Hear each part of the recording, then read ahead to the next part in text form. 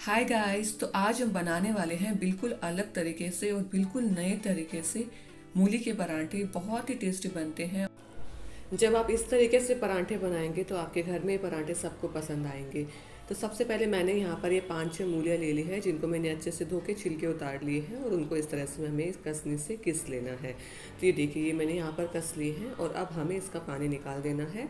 तो इसके लिए मैंने एक साफ़ सुथरा कपड़ा लिया है, उससे इसमें डाल करके इस तरह से हमें इसका पानी निकाल देना है। तो उसके बाद में इसको एक प्लेट में लगा लेंगे और उसके बाद में अब मसाले डालते हैं। मसालों में मैंने यहाँ पर मिर्ची डाल दी है। मिर्ची पाउडर डालने के बाद में इसमें मैं डाल देती हूँ थोड़ा गरम मसाला। उसके बाद में भुना हुआ जीरा डाल देती हूँ जो कि पिसा हुआ है। फिर अमचूर पाउडर डाला है 1 टेबल स्पून। और उसके बाद में हींग डाल दिया है, 1 पिंच हींग डाली है मैंने यहाँ पर।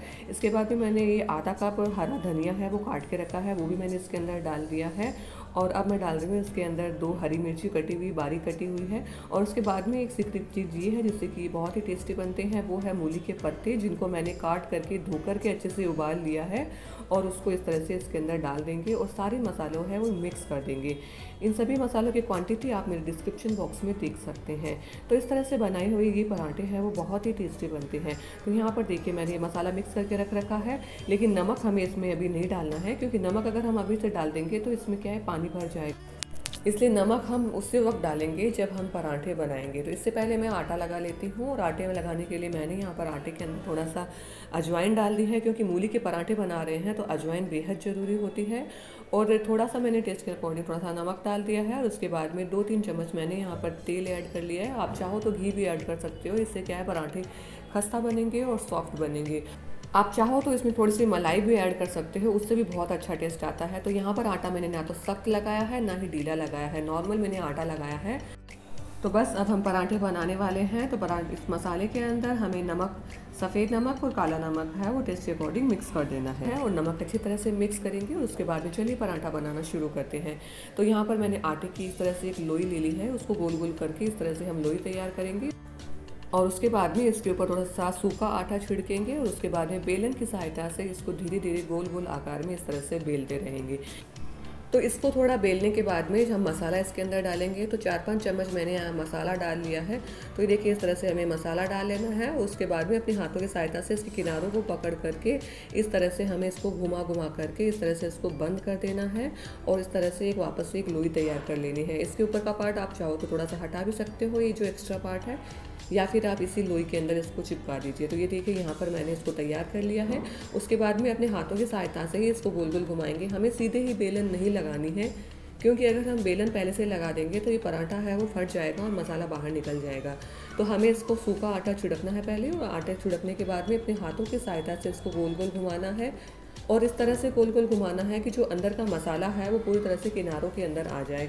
नहीं तो कई बार क्या होता है कि मसाला है वो एक ही जगह रह जाता है। तो अपने हाथों से जब तक फैलाए तब तक ये हम इसको फैला सकते हैं। तो उसके बाद में आटा वापस से लगा करके बेलन की सहायता से इसको बस 2-4 बार वापस से घुमा लीजिए। और ये देखिए, हमारा पराठा है वो पूरी तरह से बनकर रेडी हो गया है। तो तवा मैंने यहाँ पर पहले से चढ़ा दिया है और गर्म तवे के ऊपर मैं इस पराठे को डाल देती हूँ। जब एक तरफ से पराठा सिक जाए, यानी कि ऊपर से सिर्फ सूखा सूखा आ जाए, तो उसको पलट देना है और दूसरी तरफ इसके ऑयल लगा लेना है। आप चाहो तो घी का इस्तेमाल भी कर सकते हो। तो ये देखिए, यहाँ पर ऊपर से भी सिक गया है, तो हमें इसको फिर से पलट देना है और इसके दूसरी तरफ से भी हमें ऑयल लगा देना है। और धीरे धीरे से घुमा घुमा करके इसको अच्छी तरह से स्पैचुला की मदद से इसको धीरे धीरे सेक लेना है।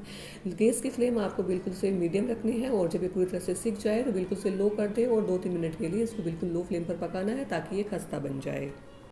तो इसी तरह से हमें बाकी के पराठे ही सेकने हैं। धीरे धीरे इसको बिल्कुल लो फ्लेम पर हल्के हल्के पकाते रहिए, ताकि ये बिल्कुल कुरकुरा बनेगा और सॉफ्ट भी बनेगा।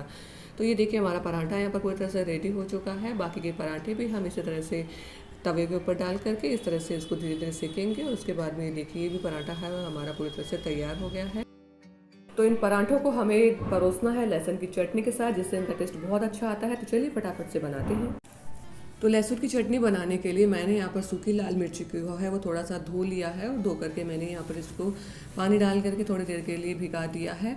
अगर आप सीधे ही बना रहे हो तो इनको गर्म पानी में 10 मिनट के लिए भिगा दीजिए। आप वैसे भी इसको सीधा बना सकते हो। तो यहाँ पर मैंने इसको आधे घंटा भिगाया है, और आधा घंटे भिगने के बाद में ये पूरी तरह से तैयार हुई है। तो इसके बाद में हमें मिक्सी का जार लेना है, उसमें लहसुन की जो मिर्चियाँ हैं वो डाल देंगे। और 2 गुच्छे मैंने यहाँ पर लहसुन लिए, जिनको मैंने काट लिया है। और उसके बाद में इसको लहसुन की कलियों को भी इसके अंदर डाल देंगे। और साथ में मैंने यहाँ पर डाल दिया है अमचूर का पाउडर, जो कि बहुत ज़रूरी होता है। और नमक मैंने यहाँ पर डाल दिया है। और साथ में मैं इसमें डाल रही हूँ जीरा, साबुत जीरा है। और उसके बाद में पानी डाल करके इसको अच्छी तरह से पीस लेंगे। और ये देखिए हमारी लहसुन की चटनी है वो मिनटों में बनके तैयार हो गई है। हर खाने का टेस्ट ये बढ़ा देती है। तो ये लहसुन की चटनी को हम वो पराठों के साथ में परोसे देंगे। तो तैयार लहसुन की चटनी को हमें रख देना है पराठों के साथ में। आप चाहो तो धनिया की चटनी भी इससे बना सकते हैं, वो भी बहुत टेस्टी लगती है। तो ये देखिए हमारे जो लाजवाब पराठे हैं बिल्कुल खस्ता वाले बनकर के बिल्कुल रेडी हो चुके हैं। खाने में ये आप सबको बहुत पसंद आएंगे। और ये देखिए मैं यहाँ पर मसाला भी दिखाती हूँ। तो देखिए मसाला पूरी तरह से पराठे के अंदर फैला हुआ है। कई बार ऐसा होता है ना कि बीच में ये मसाला रह जाता है। तो जिस तरीके से मैंने बनाए हैं इसी तरीके से आपको बनाना है, जिससे कि ये मसाला पूरी तरह से फैल जाए और बहुत ही टेस्टी लगेंगे। पसंद आए तो लाइक शेयर और सब्सक्राइब जरूर कीजिएगा। Bye bye.